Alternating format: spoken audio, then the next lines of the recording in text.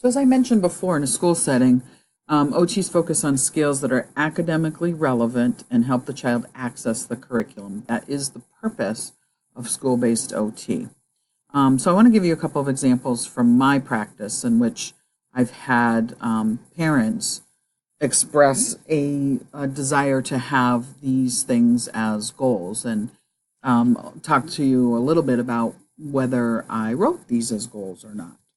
So one is lower body dressing. So think for a minute whether being able to complete lower body dressing is academically relevant or helps the child be able to access the curriculum.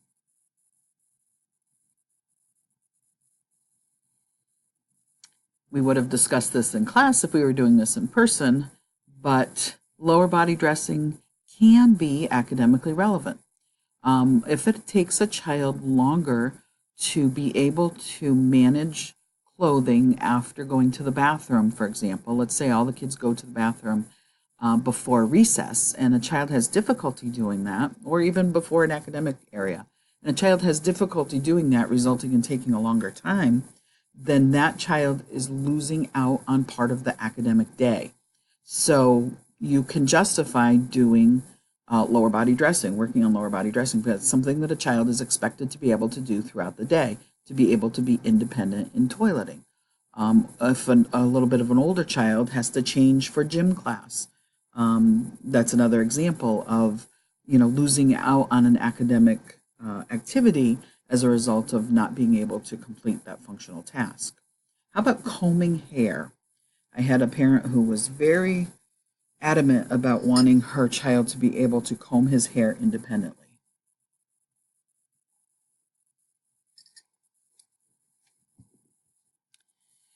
Actually, you may be surprised, but I did write that as a goal.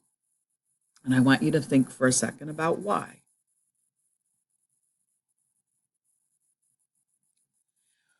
When a child is unable to successfully complete grooming tasks, oftentimes that child gets teased. Friendships and peer relationships are part of practice within an academic setting.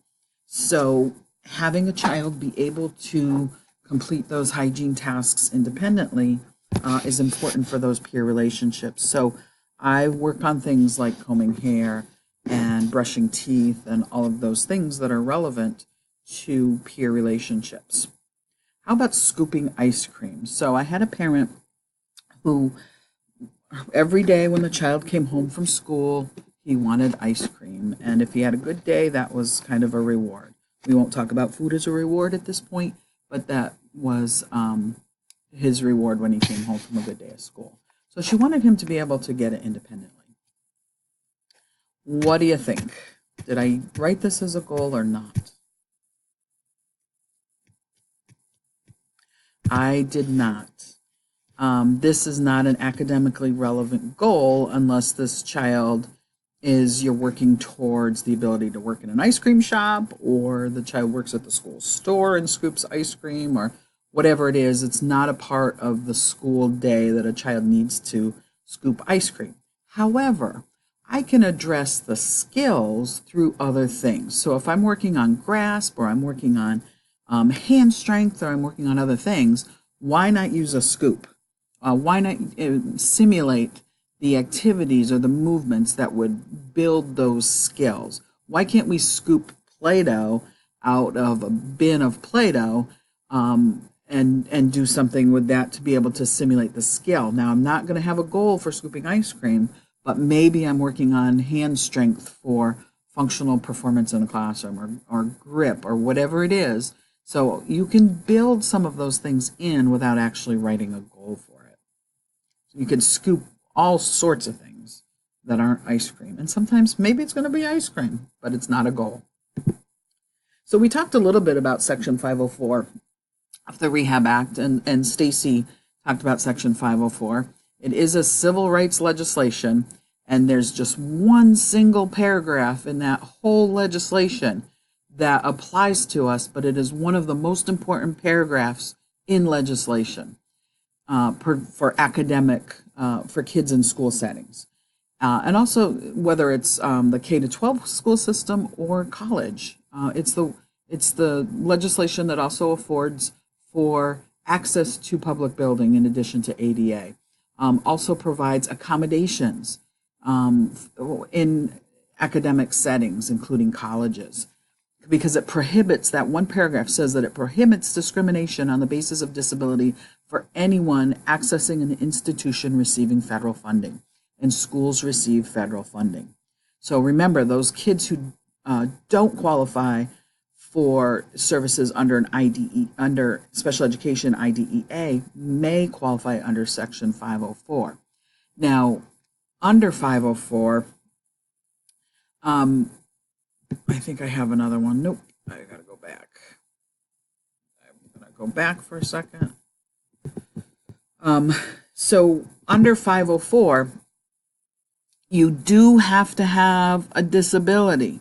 I know Stacy said you don't need to have a diagnosis under Section 504. You do. You have to have a disability. That's what the legislation is. That's where the civil rights apply. However, and I think what she really was referring to or inferring, it's not as limiting as the IEP, the specific categories you have to have under special education. Remember, under special education, you have to have a diagnosis and you have to require specialized instruction. You have to have an academic delay. A Section 504, you do not have to have that academic delay, but you may need some sort of accommodations, and that's, to get accommodations, you have to have a disability. So that's where this legislation comes in. That disability or diagnosis can be a temporary one. Remember, I think I talked about orthopedics. So if you break your dominant hand and you have to have a cast, and you temporarily need to have a note taker or record classes or something like that, that falls under Section 504. Even though it's not a permanent disability, it is a diagnosis, or it is a temporary disabling condition. Okay, OTs are part of that 504 team, and it follows the same process as an individualized education plan. Every plan is developed, the team reviews it every year, writes goals and objectives, etc. So it's basically the same, except this child just needs accommodations, doesn't need specialized instruction. Another important thing to talk about is response to intervention and early intervening services. So these were part of the reauthorization of the Individuals with Disability Education Act, and they're important, and I'm bringing them up because they're additional opportunities for OT.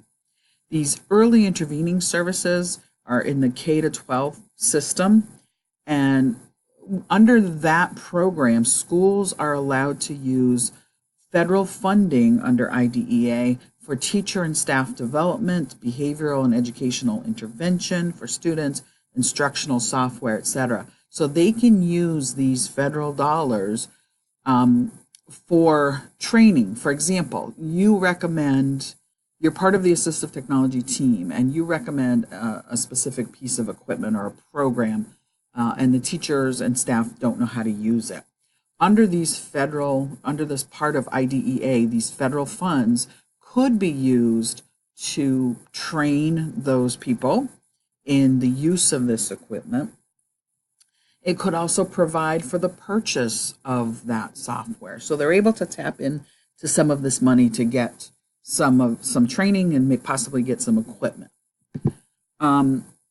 Response to intervention is a little bit more relevant. And what response to intervention is kind of a way to catch those kids who may struggle before they fall through the floor. So special education in general is a wait to fail model, wherein the kids don't get services until they fail, until they are academically delayed. And I told you sometimes that's 1 to 2 years of an academic delay. And response to intervention was put in the law to continually monitor student progress and provide what's called, different levels of support, to be very data driven in a team approach to be proactive and preventative in hopefully capturing these kids before they fail. So what happens is the response to intervention team gets together, and sometimes OT is part of the team and sometimes OT is not part of the team. OTs tend to be brought in when the team believes that there's an OT related issue, which I'd say what is not an OT related issue, but that's just my bias. So what they do is, the teacher may bring a particular child's name and say, Johnny is struggling with this. Any ideas? So the team comes up with some ideas. The teacher goes back and implements those ideas, collects data on it, brings it back to the team, says, Johnny didn't really make any more progress. So what else can we try? Teacher goes back and implements, keeps data. So the idea is that we're trying to be able to find a strategy that works for Johnny before calling in more intensive services. So the idea behind response to intervention is that there are different levels of instruction, but we provide what's called differentiated instruction at the base level, and then it becomes more and more intensive as you move up. So as a child's needs increase or decrease, the child moves up or down in terms of the level of support that's provided. We'll go into a little more detail about that probably next semester. But it's an important part of school-based practice, but it's also an important piece of the legislation. So moving on a little bit, collaborations are essential in school-based practice. OTs and OTAs work together to deliver services. The OT is primarily responsible for the evaluation, although OTAs can do portions of the evaluation that they've demonstrated proficiency in conducting.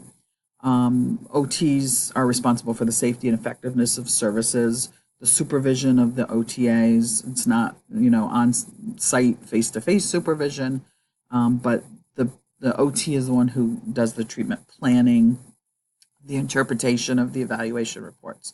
I can't speak highly enough about the role of the paraprofessionals and how important it is for you as the OT to take advantage of their experience.